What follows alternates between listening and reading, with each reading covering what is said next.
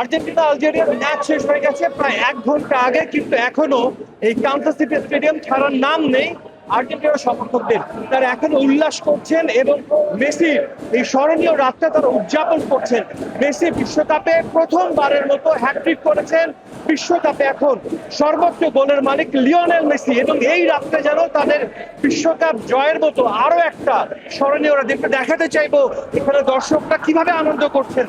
প্রায় 1 ঘন্টা হয়ে গেছে ম্যাচ শেষ হয়েছে, কিন্তু সমর্থকরা দেখছেন নেচে গিয়ে তারা দামি ট্রফি নিয়ে উদযাপন করছেন। এবং একই সঙ্গে তাদের সঙ্গে মজার বিষয়, আলজেরিয়ান সমর্থকরা কিন্তু তাদের সঙ্গে যোগ দিয়েছেন এবং তারা একে একে উদযাপন করে যাচ্ছেন।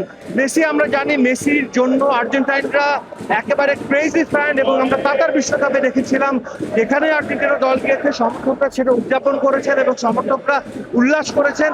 এবার যুক্তরাষ্ট্র কিন্তু একটা ব্যতিক্রম নয়। আজ প্রথম ম্যাচ খেললো আসলে আর্জেন্টিনা দল, এবং এই প্রথম ম্যাচেই কানসাস রূপ নেয় আর একটা বুয়েনোস এইরেসে।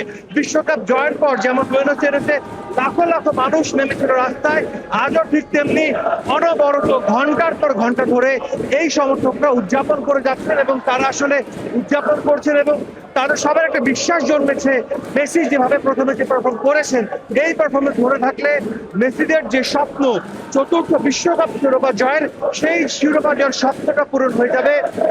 এবং একই সঙ্গে মেসিরা কিন্তু এই কানসাসে তাদের বেস ক্যাম্প, তবে কানসাসে আর কোনো ম্যাচ কিন্তু হচ্ছে না।